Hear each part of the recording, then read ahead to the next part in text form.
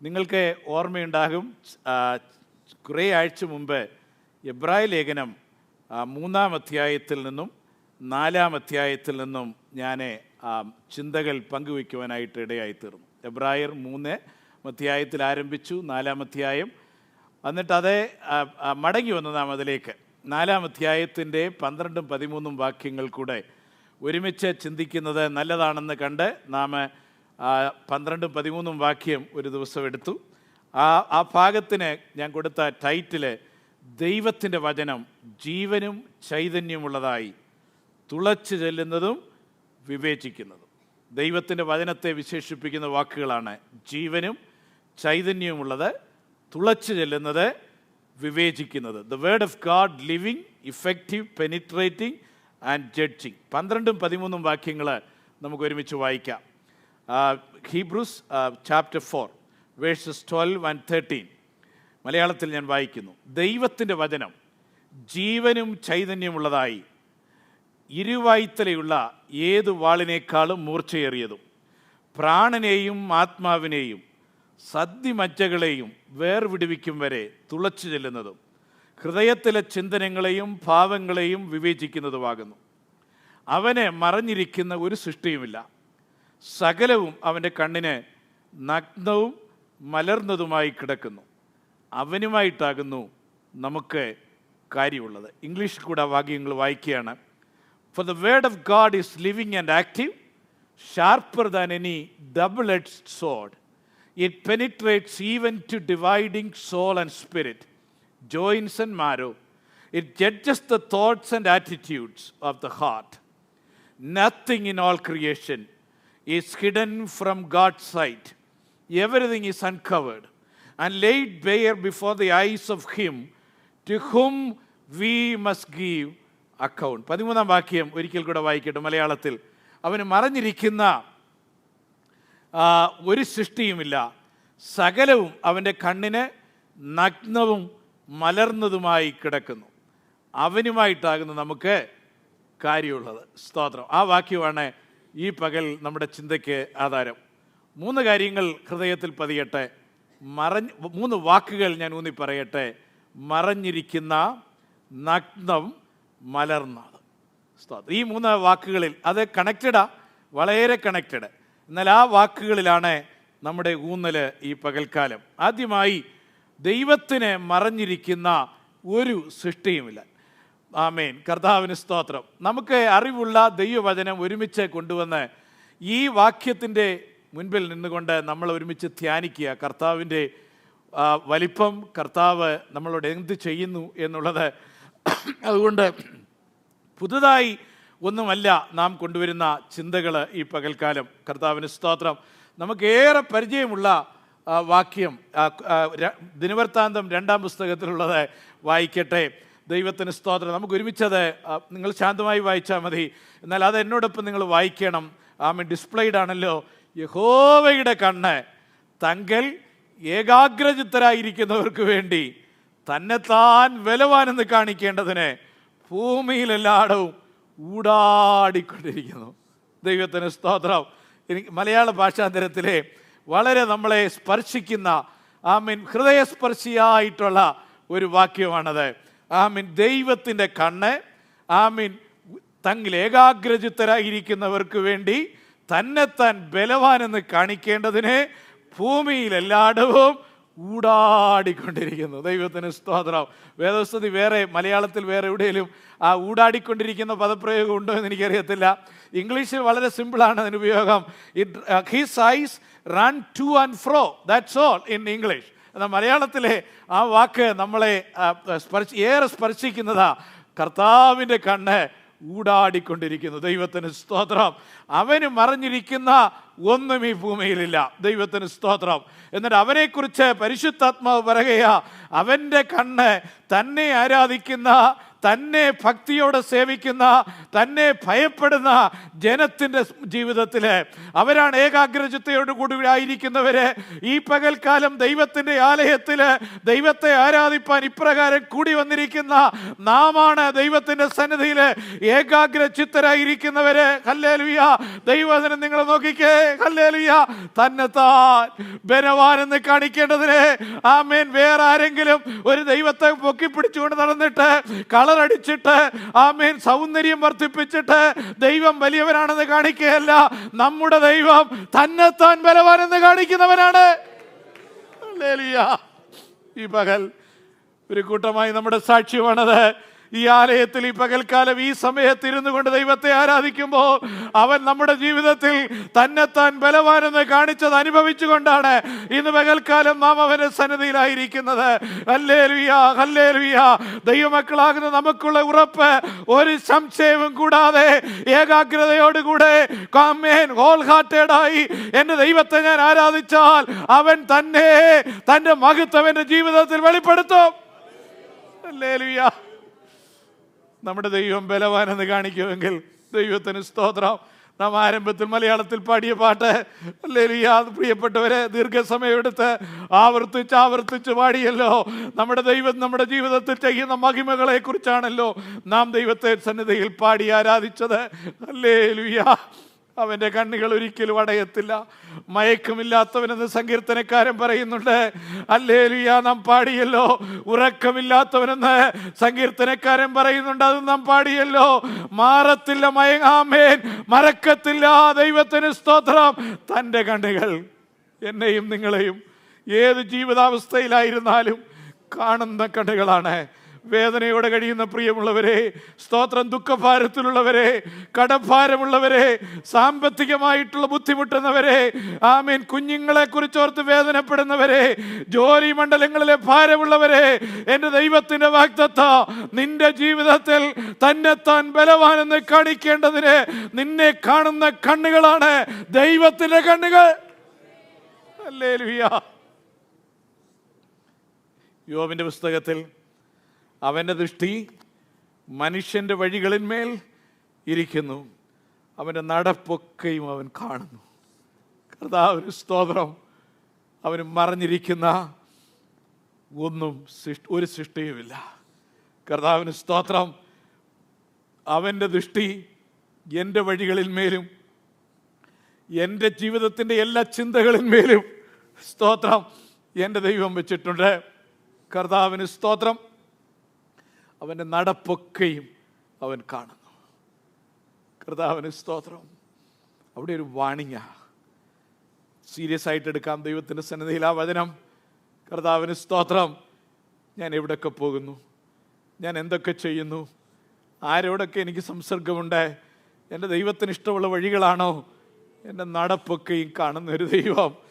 അവന് മറഞ്ഞിരിക്കുന്ന ഒരു സൃഷ്ടിയുമില്ല. ദൈവത്തിന് സ്തോത്രം. ആഴങ്ങളിലേക്ക് നാം പോകും.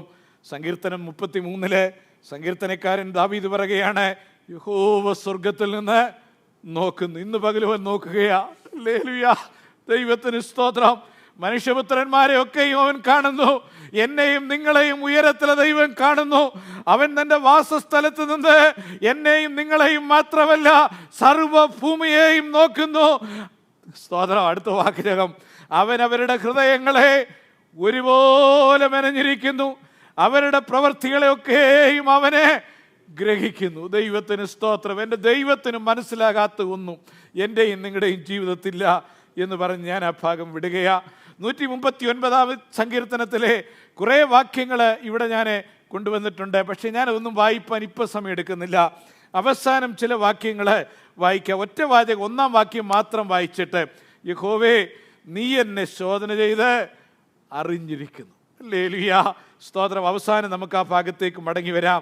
139 സങ്കീർത്തനത്തിലെ ആ 11 വാക്യങ്ങൾ 12 വാക്യങ്ങൾ ഇപ്പോൾ നമുക്ക് വിടാം. ദൈവത്തിന് സ്തോത്രം.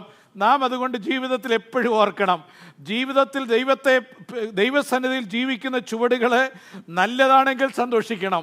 വേദനയുടെ നടുവിലാണെങ്കിൽ ദൈവത്തിന് സ്തോത്രം, എന്നെ കാണുന്ന കണ്ണുണ്ടെന്നും എനിക്ക് വേണ്ടി ബലവാനെന്ന് തന്നെ വെളിപ്പെടുത്തുമെന്നും നമ്മളോട് തന്നെ ആവർത്തിച്ച് പറഞ്ഞ് നാം ജീവിതത്തിൽ ബലപ്പെടണം. തൻ്റെ സന്നിധിയിൽ അരുതാത്തടത്താണ് ചുവടുകൾ വെക്കുന്നതെങ്കിൽ നമ്മളോട് തന്നെ നാം പറയുവാനായിട്ട് ഓർക്കണം, എൻ്റെ നടപ്പ് കാണുന്ന കണ്ണുള്ള ഒരുവൻ്റെ സന്നിധിയിലാണ് ഞാൻ ജീവിക്കുന്നത്, അവനെ മറച്ചു വെക്കുവാൻ എനിക്കധികമൊന്നും കഴിയത്തില്ല. ദൈവത്തിന് സ്തോത്രം, ഹല്ലേലൂയ, ഒട്ടുമേ കഴിയത്തില്ല.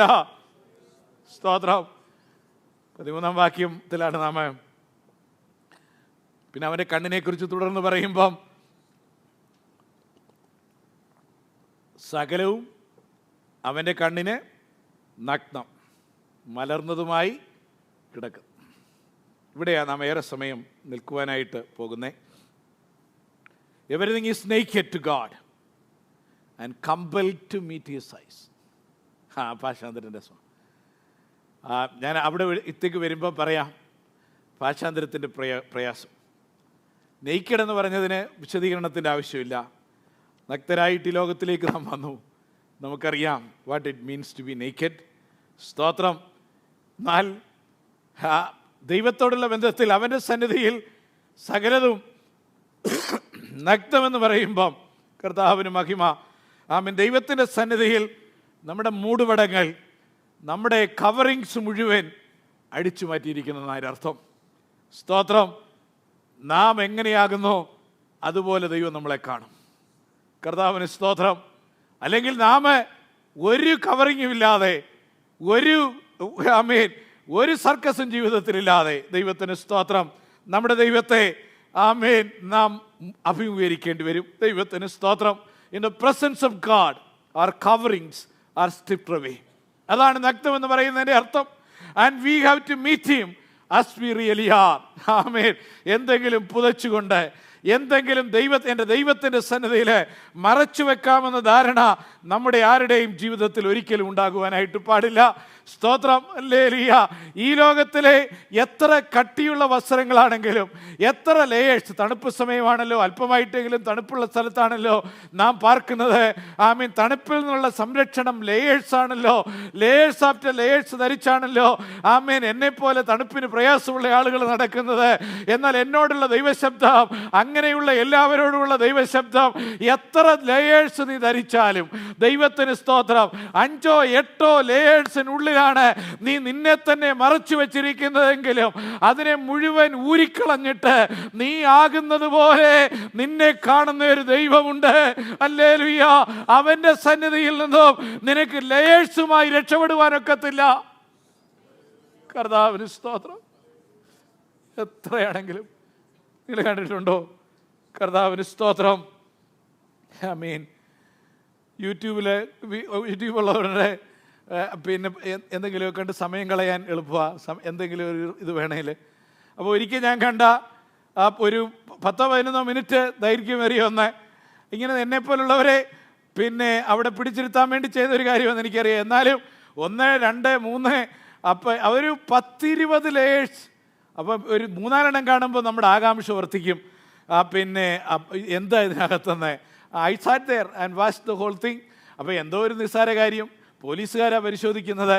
ആമീൻ. എങ്കിലും ഒരു 10-20 ലേയേഴ്സിനപ്പുറം ചെന്നിട്ടാണ് അതിനകത്ത് ഒളിപ്പിച്ചു വെച്ചിരുന്ന ഈ വസ്തു കാണുവാനായിട്ട് സാധിച്ചേ. അതുപോലുള്ള മൂടുപടങ്ങളാൽ ദൈവത്തെ വഞ്ചിപ്പാൻ ശ്രമിക്കുന്ന എത്രയോ പേര് ദൈവഭവനത്തിലുണ്ട്. ദൈവമക്കളെ, നമ്മുടെ ഹൃദയത്തിൻ്റെ അടിത്തട്ടിൽ നിന്നുള്ള പ്രാർത്ഥന, സ്തോത്രം, നമ്മളോട് തന്നെ പറഞ്ഞിട്ട്, കർത്താവേ, ഒരിക്കലും അങ്ങനെയുള്ള അബദ്ധത്തിൽ ഞാൻ ചെന്നുവിടുവാൻ ഇടയാകരുതേ, നീ എന്നെ കാത്തുകൊള്ളണമേ, കരുതിക്കൊള്ളണമേ. ദൈവത്തിന് സ്തോത്രം. ഒരു മൂടുപടം ഇടാതെ, അപ്പാ, ജസ്റ്റിസ് ആയാം, ഞാൻ ആകുന്നത് പോലെ ഞാൻ നിന്റെ സന്നിധിയിൽ വരുന്നു. നീ അറിയാതെ എൻ്റെ ജീവിതത്തിൽ ഒന്നുമില്ല. എൻ്റെ സകല വാക്കുകളും നീ കേൾക്കുന്നവനാണ്, എൻ്റെ ചെയ്തികളെല്ലാം നീ കാണുന്നവനാണ്, എൻ്റെ ചിന്തകളെല്ലാം നീ അറിയുന്നവനാണ്. എന്നോട് പൊറുക്കണമേ എന്ന് പറഞ്ഞിട്ട് ദൈവത്തെ സേവിപ്പാനുള്ള കൃപ നമ്മുടെ ദൈവം നമുക്ക് നൽകട്ടെ. നമുക്കിന്ന് പകൽക്കാലം ഏൽപ്പിച്ചു കൊടുക്കാം. കർത്താവ് നമ്മെ സഹായിക്കട്ടെ. കർത്താവിന് സ്തോത്രം. ഏറെ വിശദീകരണം ആവശ്യമുള്ളത്. അപ്പം അവിടെയാണ് ഏറെ സമയം നാം നിൽപ്പാനായിട്ട് പോകുന്നത്. ആ മൂന്നാമത്തെ വാക്ക്, ഒന്നാമത്തത് പിന്നെ മറഞ്ഞിരിക്കുന്ന ഒന്നുമില്ല. രണ്ടാമത്തത് സകലതും എൻ്റെ ദൈവത്തിൻ്റെ സന്നിധിയിൽ നഗ്നമായി കിടക്കുന്നു. മൂന്നാമത്തെ വാക്ക് നെക്സ്റ്റ് വൺ, ലെയ്ഡ് ബെയർ, മലർന്നതായി കിടക്കും. ഇംഗ്ലീഷിൽ വേറൊരു ഭാഷാന്തരത്തിൽ എക്സ്പോസ്ഡ് എന്നാണ്. മലയാള ഭാഷാന്തരക്കാർ തങ്ങളാൽ കഴിയുന്ന അത് ഏറ്റവും നല്ലതായിട്ട് ചെയ്തിരിക്കുന്ന ഒരു വാക്കാണ്. ലെയ്ഡ് ബെയർ എന്ന് ഞാൻ ചൂസ് ചെയ്തിരിക്കുന്ന വാക്ക് ഒന്നുമില്ലാതെ, ഒരു കവറിങ്ങും ഇല്ലാതെ. അപ്പോൾ നഗ്നതയുടെ ഒരു ആവർത്തനമാണ്. എന്നാൽ ഇവിടെ അതിനേക്കാട്ടിലൊക്കെ ആഴത്തിലേക്ക് പരിശുദ്ധാത്മാവ് എഴുത്തുകാരനിൽ കൂടെ നമ്മളെ കൊണ്ടുവന്നുണ്ട്. ദൈവത്തിന് സ്തോത്രം. അവിടെ ഉപയോഗിച്ചിരിക്കുന്ന വാക്ക് ഒരു സാധാരണ വാക്കല്ല. സാധാരണ മനുഷ്യൻ സംസാരത്തിൽ ഉപയോഗിക്കുന്ന, എഴുതാർ ഉപയോഗിക്കുന്ന ഒരു വാക്കല്ല. ഞാൻ നിങ്ങളെ ഗ്രീക്ക് കേൾപ്പിച്ച് ഭയപ്പെടുത്തിയെന്ന് വിചാരിക്കരുത്. എങ്കിലും ഗ്രീക്ക് ഭാഷയിൽ ഞാൻ പഠിച്ചിട്ടുള്ള വാക്കുകളിൽ പറയാൻ ഏറ്റവും പ്രയാസമുള്ളൊരു വാക്കാണ്. ഞാൻ അതുകൊണ്ട് അതിൻ്റെ മലയാളം പിന്നെ ട്രാൻസ്ലിറ്ററേഷൻ അതുപോലെ അവിടെ നൽകിയിരിക്കുന്നത്. നിങ്ങൾ പഠിക്കാൻ ശ്രമിച്ചവരൊക്കെ പിന്നെ പഠിച്ചില്ലേലും ഒരു കുഴപ്പമില്ല. എങ്കിലും ആ ഭാഗം വായിക്കുമ്പോൾ, ഇതിന് ശേഷം ആ ഭാഗം വായിക്കുമ്പോൾ ജീവിതത്തിൽ ഓർത്തുകൊള്ളണം, നമ്മളോട് തന്നെ വരണം, വളരെ പ്രയാസമുള്ളൊരു വാക്കാണ്. എങ്കിലും അതിൻ്റെ അർത്ഥം ഞങ്ങളുടെ പാസ്റ്റർ പറഞ്ഞു തന്നിട്ടുണ്ടെന്ന്. ദൈവത്തിന് സ്തോത്രം. ഞാൻ ടെട്രാഷെലീസ്മെനോസ്, അതാ മലയാളത്തിൽ എഴുതിയതാണ് ഞാൻ വായിച്ച്. പറയാൻ പ്രയാസമുള്ളതാ. പിന്നെ സിലബിൾസ് എത്രയോ ഉണ്ട്. അങ്ങനെ ഒരു വാക്കാണ് ഇവിടെ ഉപയോഗിച്ചിരിക്കുന്നത്.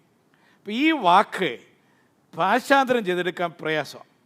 ഇംഗ്ലീഷിൽ പിന്നെ ഞാൻ സാധാരണ വായിക്കുന്ന ഭാഷാന്തരത്തിൽ ഞാൻ ചെക്ക് ചെയ്തു, എക്സ്പോസ്ഡ്, ഒരു മറവും ഇല്ലാതെ കാണിച്ചിരിക്കുന്നത്. നഗ്നവും മലർന്നതുമായി കിടക്കുന്നു എന്നുള്ളതിന് വിശദീകരണം ആവശ്യമില്ല. മലയാളത്തിൽ നമുക്കത് നല്ലതായിട്ട് മനസ്സിലാകും. എന്നാൽ ഈ വാക്കിൽ അല്പസമയം നിന്ന് ഞാൻ നിങ്ങളോട് ദൈവത്തിൻ്റെ ദൂതറിയിക്കാം. ഈ വാക്ക് ഞാൻ വിശദീകരിക്കുമ്പോൾ എല്ലാവരുടെയും ഉള്ളത്തിൽ പതിയണം. 3 പ്രത്യേക ജീവിത സാഹചര്യങ്ങളിൽ യവനായ ഭാഷക്കാരുടെ ജീവിതത്തിൽ ഈ വാക്ക് അവർ ഉപയോഗിച്ചിരുന്നു. 3 പ്രത്യേക കോണ്ടെക്സ്റ്റിൽ. അങ്ങനെ പ്രസംഗികരാരെങ്കിലും പറഞ്ഞാൽ നല്ലതായിട്ട് മനസ്സിൽ പതിപ്പിക്കണം. ദൈവത്തിന് സ്തോത്രം. എൻ്റെ മരണസമയത്തെ പ്രസംഗം ചിലപ്പോഴെങ്കിലും കേട്ടിട്ടുള്ളവർക്കറിയാം. എൻ്റെ നിര്യാണകാലം അടുത്തിരിക്കുന്നുവെന്ന് അവിടെ പറഞ്ഞിരിക്കുന്നിടത്ത് 3 4 4 എൻ്റെ ഓർമ്മ, വ്യത്യസ്തമായ ജീവിത സാഹചര്യങ്ങളിൽ ഉപയോഗിച്ചിരിക്കുന്ന ഒരു വാക്കാണ് ഡിപ്പാർച്ചർ. നിര്യാണം എന്ന ഭാഷാന്തരം നല്ലതല്ല. ഡിപ്പാർച്ചർ എന്നതിനെ പൗലോസ് അവിടെ ഉപയോഗിക്കുന്നത്. അതെടുത്ത് ഞാൻ പ്രസംഗിക്കാറുണ്ട്. അപ്പോഴതിൻ്റെ ആഴം നമുക്ക് ഏറെ മനസ്സിലാകും. അതുപോലെ ഇവിടെ ഈ ഒരു വാക്ക്, എബ്രായ ലേഖന എഴുത്തുകാരൻ എഴുതുന്ന ഈ വാക്ക് 3 ജീവിത സാഹചര്യങ്ങളിൽ യവന സമൂഹത്തിൽ അവർ ഉപയോഗിച്ചിരുന്ന, ഞാനത് 3 സമയമെടുത്ത് വിശദീകരിക്കാം. ഒന്നാമത് ഒരു ഗുസ്തിക്കാരൻ്റെ വാക്കായിരുന്നത്. ഗുസ്തിക്കളം, ഗുസ്തി താല്പര്യമുള്ളവരെത്ര പേരുണ്ടെന്ന് ഞാൻ ചോദിക്കുന്നില്ല. ഗുസ്തി വാച്ച് ചെയ്യുന്നിട്ടുള്ളവർ കാണും. നമുക്കറിയാം, ഇവിടെ ഞാൻ ഗുസ്തി എന്ന് പറയുന്നത് സ്പോർട്സിലെ ഗുസ്തിയാണ്, അല്ലാതെ ഇവിടുത്തെ വലിയ എൻ്റർടൈൻമെൻറ്റ് നടക്കുന്ന റെസ്ലിംഗ് അല്ല നമ്മുടെ മനസ്സിലുള്ള. സ്പോർട്സിലെ ഗുസ്തി. അപ്പോൾ ഒരു റെസ്ലറുടെ വാക്കുകളാണ് ഇത്, ഗുസ്തിക്കാരൻ്റെ വാക്ക്. നമുക്കറിയാം, ഗുസ്തി ജയിക്കുന്നത് എപ്പോഴാണ്? എതിരാളിയെ അവനെ ലോക്ക് ചെയ്ത്, അവൻ്റെ തൊണ്ടയ്ക്കോ അവൻ്റെ കൈക്കോ ഒക്കെ അങ്ങോട്ട് ലോക്ക് ഇട്ടിട്ട് പിന്നീട് എതിരാളിക്ക് അനങ്ങുവാൻ കഴിയാത്ത രീതിയിൽ അവനെ ലോക്ക് ആക്കി കഴിഞ്ഞാൽ പിന്നെ അങ്ങനെ ആക്കപ്പെടുന്ന അവനെക്കുറിച്ച് പറയുവാൻ ഉപയോഗിച്ചിരുന്ന വാക്കാണ് ടെട്രാഷെലീസ്മെനോസ്. Forget about the Greek. ആകെ പിന്നെ അപ്പോൾ നിങ്ങൾക്ക് കഥ മനസ്സിലായല്ലോ. ഇംഗ്ലീഷിൽ it was a wrestler's word and it was used for seizing an opponent by the throat in such a way that the opponent could not move anymore. ഇനി ഗുസ്തി കണ്ടിട്ടില്ലാത്ത ആരെങ്കിലും ഉണ്ടെങ്കിൽ let's go to the next one. Okay, you have seen it. ഇന്ത്യക്കാരൻ്റെ തന്നെയാകട്ടെ. അടുത്ത slide. അപ്പോൾ നമുക്കറിയാം, ഇതുപോലെയുള്ള ഒരു പിടുത്തത്തിൽ ആരാ വിജയിച്ചിരിക്കുന്നത് നമുക്കറിയാമല്ലോ. ഇതുപോലെയുള്ളൊരു പിടുത്തത്തിലായി കഴിഞ്ഞ് ഈ ഒപ്പോണൻ്റെ പരാജയം സമ്മതിക്കുകയല്ലാതെ പിന്നെ അവനൊരു വഴിയില്ല. അവർ കുറച്ചൊക്കെ ശ്രമിക്കും. അമ്പയർ ഇവിടെ രണ്ടാം സ്ലൈഡിൽ അമ്പയർ ഉണ്ടല്ലോ. അമ്പയർ വിസിലടിക്കുന്നവരെ അവർ ശ്രമം നടത്തിക്കൊണ്ടിരിക്കും. അമ്പയറുടെ വിസിൽ കഴിയുമ്പോൾ അവൻ്റെ ശ്രമത്തിനുള്ള സമയം കഴിയും. ആമേൻ. ഇങ്ങനെ ആകുന്നവൻ ദൈവത്തിന് സ്തോത്രം. ഈ പരാജിതൻ വിജയിയെ ആമേൻ അഭിമുഖീകരിക്കുന്ന ആ അഭിമുഖീകരണത്തിന് ഉപയോഗിക്കുന്ന ഒരു വാക്കാണ് ഇവിടെ മലർന്നതായി കിടക്കുന്നു എന്ന് പറയുന്ന വാക്ക്. ദൈവത്തിന് സ്തോത്രം. നമ്മളോടും ദൈവത്തോടുള്ള ബന്ധത്തിൽ ആമീൻ എബ്രായ ലേഖന എഴുത്തുകാരൻ്റെ ചോയ്സ് അല്ല ഈ വാക്ക്. അതുകൊണ്ടാണ് നാം ഓരോ വാക്കുകളും പരിശുദ്ധാത്മാവിനാൽ നൽകപ്പെട്ടതാണെന്ന് വിശ്വസിക്കുകയും പഠിപ്പിക്കുകയും ചെയ്യുന്നത്. ഇങ്ങനെ ഒരു വാക്കിനെ കടമെടുത്ത് തിരുവെഴുത്തിൽ അവിടെ നിന്നും എടുത്തിട്ട് കടമെന്നുള്ളത് വിട്ടേര് അവിടെ നിന്നും എടുത്തിട്ട് തിരുവെഴുത്തിൻ്റെ ഭാഗമാക്കുവാൻ പരിശുദ്ധാത്മാവിന് ഹിതം തോന്നിയെങ്കിൽ ആമേൻ ഞാനും നിങ്ങളും ജീവിതത്തിൽ ഏറെ സീരിയസ് ആയിട്ട് ഇതിനെ എടുക്കണം. സ്തോത്രം. ഹല്ലേലൂയ. നിങ്ങളെ നോക്കിക്കേ. ആമേൻ. ആ ഗുസ്തിക്കാരൻ, രണ്ടാമത്തെ ഗുസ്തിക്കാരൻ, പരാജിതനായ ഗുസ്തിക്കാരൻ അവൻ്റെ ജീവിതത്തിൽ നിൽക്കുന്നത് പോലെ എൻ്റെ ദൈവത്തിൻ്റെ സന്നിധിയിൽ ഞാൻ നിൽക്കുന്ന സാഹചര്യം ദൈവമേ നിങ്ങൾക്കത് ചിന്തിപ്പാനായിട്ട് സാധിക്കുമോ? കർത്താവിന് സ്തോത്രം. അതാ വാക്ക്. തിരുവെഴുത്ത. എൻ്റെ പഠിത്തമില്ല, എന്തെങ്കിലും കഥ ഞാൻ നിങ്ങളോട് പറയുകയല്ല, നിങ്ങളെ രസിപ്പിക്കുവാനുള്ള വാക്കല്ല, തിരുവെഴുത്താണ്. ഇവിടെ പറയുന്നത് എൻ്റെ ദൈവത്തിൻ്റെ സന്നിധിയിൽ ഇതുപോലെ ഞാൻ നിങ്ങളുമാകും. സ്തോത്രം. ഹല്ലേലൂയ. കർത്താവിന് മഹത്വം. സ്തോത്രം. Next slide. നമുക്ക് കുറച്ചു കാലത്തേക്കൊക്കെ തമ്പുരാനെ വിട്ട് ഓടാൻ ചിലപ്പോൾ സാധിച്ചേക്കും. സ്തോത്രം. എന്നാൽ മറക്കരുതൊരിക്കലും അവസാനം നമ്മെ തന്നെ സഹായിപ്പാൻ കഴിയാത്ത വിധത്തിൽ അവൻ നമ്മെ പിടിക്കും. ഞാൻ ആ വാക്കുകൾ ആവർത്തിക്കട്ടെ. സ്തോത്രം. കുറച്ചു കാലത്തേക്കെങ്കിലും ദൈവത്തിൽ നിന്ന് ഓടുവാനായിട്ട് സാധിച്ചേക്കാം. എന്നാൽ ഒരു നിമിഷം വരും, ഒരു മോമെൻ്റ് വരും, എന്നെ തന്നെ സഹായിപ്പാൻ എനിക്ക് കഴിയാതെ, എൻ്റെ ഭർത്താവിനോ ഭാര്യയ്ക്കോ അപ്പനോ അമ്മയ്ക്കോ കൂട്ടുവിശ്വാസികൾക്കോ രാഷ്ട്രീയ കൂട്ടുകാർക്കോ സ്തോത്രം ബിസിനസ് കൂട്ടാളികൾക്കോ കഴിയാത്ത രീതിയിൽ എന്നെ അവൻ പിടിക്കും. സ്തോത്രം. എങ്ങനെ? ഒരു ഗുസ്തിക്കാരനെ പോലെ അവൻ എന്നെ പിടിക്കും. കർത്താവിന് മഹത്വം. അങ്ങനെ വരുമ്പോൾ അവൻ്റെ മുഖം കാണുവാൻ ഞാൻ നിർബന്ധിതനാകും. ദൈവത്തിന് സ്തോത്രം. ഞാൻ സമീപസമയത്ത് കുറേ മാസങ്ങൾക്ക് മുമ്പ് തന്നെ പറഞ്ഞൊരു വാക്ക് ഞാൻ ആവർത്തിക്കുക. സകലത്തിനും പലതും കണ്ട് നമ്മളെ അത്ഭുതം കൂറുകയും ദൈവത്തിന് സ്തോത്രം പറയുകയൊക്കെ ചെയ്യുന്നുണ്ട്. സ്തോത്രം. എന്നാൽ കഴിഞ്ഞെന്നാരും വിചാരിക്കരുത്. എൻ്റെ ദൈവം കാര്യങ്ങൾക്ക് തീർപ്പ് വരുത്തുന്നത് തീർന്നിട്ടില്ല എന്ന് നാം ജീവിതത്തിൽ ഓർത്തുകൊള്ളണം. സ്തോത്രം. സ്വർഗത്തിലെ ദൈവം തീർപ്പ് വരുത്തുമ്പോൾ, കർത്താവിന് മഹിമ, തീർപ്പ് വരുത്തുമ്പോൾ എങ്ങനെയായിരിക്കുമെന്നുള്ളത് ദൈവമക്കൾ മറക്കരുത്. ദൈവത്തിന് സ്തോത്രം. ഹല്ലേലൂയ. കർത്താവിന് മഹിമ. ദൈവം എനിക്കും നിങ്ങൾക്കും ആർക്കും ആത്യന്തികമായി അൾട്ടിമേറ്റ്ലി ഒഴിവാക്കാൻ കഴിയാത്ത ഒരു യാഥാർത്ഥ്യമാണ്. ഇഷ്ടപ്പെട്ടാലും ഇല്ലെങ്കിലും സ്തോത്രം. എഴുതിയിട്ടോ അതെ. എൻ്റെ ദൈവം എനിക്ക് നിങ്ങൾക്കും ആത്യന്തികമായി ഒഴിവാക്കാൻ കഴിയാത്ത ഒരു യാഥാർത്ഥ്യമാണ്. രണ്ടാമത്തെ കോണ്ടെക്സ്റ്റ് സ്തോത്രം മൃഗങ്ങളെ തൊലിയിരിക്കുന്നത് ഉപയോഗിച്ചിരിക്കുന്ന വാക്കാണ്. ഞാൻ സ്ലൈഡ് കാണിക്കുക. എല്ലാ വെജിറ്റേറിയൻസും എന്നോട് ക്ഷമിക്കണം. It is gross. പക്ഷേ അത് കാണുന്നത് ഈ വാക്ക് ഹൃദയത്തിൽ പതിക്കുവാൻ വളരെ നല്ലതാണ്. സ്തോത്രം. ഈ വാക്ക് ഈ മൃഗത്തെ ഇതുപോലെ തൊലി ഉരിക്കുന്നതിന് ഉപയോഗിച്ചിരുന്ന ഒരു വാക്കായിരുന്നു. വിശദീകരണത്തിൻ്റെ ആവശ്യമില്ലല്ലോ. കർത്താവിന് മഹത്വം. അടുത്ത സ്ലൈഡിലേക്ക്. ആഫ്റ്റർ ദാറ്റ് കർത്താവിന് സ്തോത്രം. നമ്മുടെ ബാഹ്യമായ പെരുമാറ്റവും രൂപവും നോക്കി ആമീൻ മറ്റുള്ളവർ നമ്മെ വിലയിരുത്തും. സ്തോത്രം. നമ്മളെ എങ്ങനെ ഇടപെടുന്നു, ഭാഷ, നമ്മുടെ എത്രയോ കാര്യങ്ങൾ നോക്കി വഞ്ചിക്കാനൊക്കെ സാധിക്കും. എന്നാ കർത്താവിന് സ്തോത്രം. ആ ഉടലുകൾ കണ്ടല്ലോ, അതിൻ്റെ അകത്ത് ഉള്ളതെല്ലാം കാഴ്ചക്കാർക്ക് കാണാം. എൻ്റെ ദൈവം അതുപോലെ സ്തോത്രം നമ്മുടെ ഹൃദയത്തിൻ്റെ ഉള്ളിലെ അവസ്ഥകളെ കാണുന്ന ദൈവമാണ്. സ്തോത്രം. ഉള്ളിലെ രഹസ്യങ്ങളിലേക്ക് നോക്കുന്ന ദൈവമാണ്.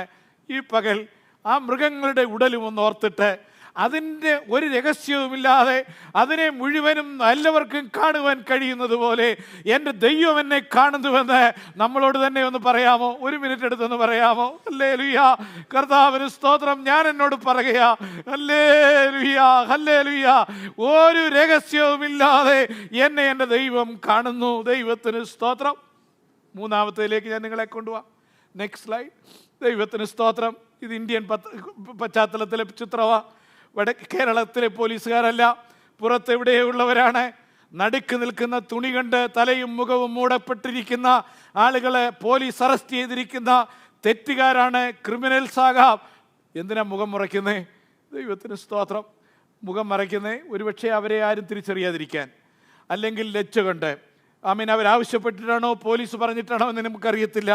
എങ്കിലും നാം കണ്ടിട്ടുണ്ട്, വിൽ മൂവ് ഫോർവേഡ്, നാം കണ്ടിട്ടുണ്ട് കുറ്റവാളികൾ തല കുനിച്ചു പോകുന്ന എത്രയോ പേരെ. പത്രവാർത്തകളിൽ ഇന്ന് നമുക്ക് വളരെയധികം പ്രസിദ്ധമായി എല്ലാം കാണുവാനായി ലഭിക്കുന്നത് കൊണ്ട് എത്രയോ കുറ്റവാളികൾ, പ്രത്യേകിച്ച് കൊലയാളികൾ തെളിവെടുപ്പിൻ്റെ ഇടങ്ങളിൽ പോയി തല കുനിച്ച് നടക്കുന്നത് നമ്മൾ കാണാറുണ്ട്. പുരാതന കാലത്ത് സ്തോത്രം കുറ്റവാളികളെ ന്യായവിസ്താരത്തിലേക്കോ വധശിക്ഷയിലേക്കോ നയിക്കുമ്പോൾ ഇത് നിങ്ങൾ അനുമാനിക്കണം. അതിനൊരു ചിത്രം കണ്ടുപിടിക്കാൻ ഞാൻ നോക്കിയിട്ട് പറ്റിയില്ല. സ്തോത്രം. എങ്കിലും ഇവരെ നടത്തിക്കൊണ്ടു പോകുമ്പോൾ ഉദ്യോഗസ്ഥന്മാരെ അവരുടെ ഈ താടിയുടെ താഴെ ഒരു മുനയുള്ള ഒരു കടാര പിടിക്കുമായിരുന്നു. സ്തോത്രം. എന്താ കാര്യം? ഇവനെ എന്ത് ചെയ്യരുത്? താഴോട്ട് തല താർത്താൽ അവന് വേദനിക്കണം, മുറിവുണ്ടാകണം. അപ്പോൾ അവനെ വേദന കൊണ്ട് തല ഉയർത്തിപ്പിടിക്കണം. അങ്ങനെ ചെയ്താൽ അവൻ എന്ത് ചെയ്യുവാൻ സാധിക്കത്തില്ല, ആളുകൾ അവനെ കാണത്തില്ല എന്നുള്ള ആ ചിന്തയിൽ നിന്നും അവനങ്ങനെ ചിന്തിപ്പാനായിട്ട് സാധിക്കത്തില്ല. തല കുനിക്കാനായിട്ട് സാധിക്കത്തില്ല. അവനെ എല്ലാവർക്കും കാണാം. ഇന്നിടത്തെ ഇന്നാരുടെ മോനാണെന്ന് ആളുകൾ വിളിച്ചു പറയും. അവനെ തിരിച്ചറിഞ്ഞിട്ട് പറയാവുന്നതൊക്കെ പറയും. അവൻ്റെ എതിരെ അഭിമാന ശരങ്ങള് അവർ പെയ്യും. ആമേൻ, സ്തോത്രം. അവൻ എന്നിട്ട് അവൻ്റെ അപമാനം അറിയുകയും ചെയ്യും. ദൈവത്തിന് സ്തോത്രം. ലെയ്ഡ് ബെയർ, സ്തോത്രം, മലർന്നതായി കിടക്കുന്നു എന്ന് പറഞ്ഞിരിക്കുന്ന ആ ഭാഗത്ത് ഉപയോഗിച്ചിരിക്കുന്ന വാക്കാണത്. സ്തോത്രം. മറക്കരുത്, ദൈവത്തെ ഒഴിവാക്കുവാൻ ഒരിക്കലും നമുക്ക് കഴിയത്തില്ല. സ്തോത്രം. നമുക്കൊരിക്കലും വേറൊരു ഭാഗത്തേക്ക് നോക്കി രക്ഷപ്പെടുവാനായിട്ട് സാധിക്കും എന്നൊരിക്കലും നാം വിചാരിക്കരുത്. ദൈവത്തിന് മഹിമ. ദൈവത്തിന് കർത്താവിൻ്റെ വചനം 139 സങ്കീർത്തനത്തിലെ 4 വാക്യങ്ങൾ വായിച്ച് നമുക്ക് അവസാനിപ്പിക്കാം. Choir please come up. യഹോവേ, നീ എന്നെ ശോധന ചെയ്ത് അറിഞ്ഞിരിക്കുന്നു. ഞാൻ ഇരിക്കുന്നതും എഴുന്നേൽക്കുന്നതും നീ അറിയുന്നു. എൻ്റെ നിരൂപണം നീ ദൂരത്തു നിന്ന് ഗ്രഹിക്കുന്നു. എൻ്റെ നടപ്പും കിടപ്പും നീ ശോധന ചെയ്യുന്നു. എൻ്റെ വഴികളൊക്കെയും നിനക്ക് മനസ്സിലായിരിക്കുന്നു. യഹോവേ, നീ മുഴുവനും അറിയാതെ ഒരു വാക്കും എൻ്റെ നാവിന്മേലില്ല. ദൈവത്തോടാണ് കണക്ക് കൊടുപ്പാനുള്ളത്. തിരുസന്നിധിയിൽ നമുക്ക് എഴുന്നേറ്റ് നിൽക്കാം. പാടി നമുക്ക് ദൈവത്തെ മഹത്വപ്പെടുത്താം. സമർപ്പണത്തോടെ നമുക്ക് ദൈവത്തെ ആരാധിക്കാം.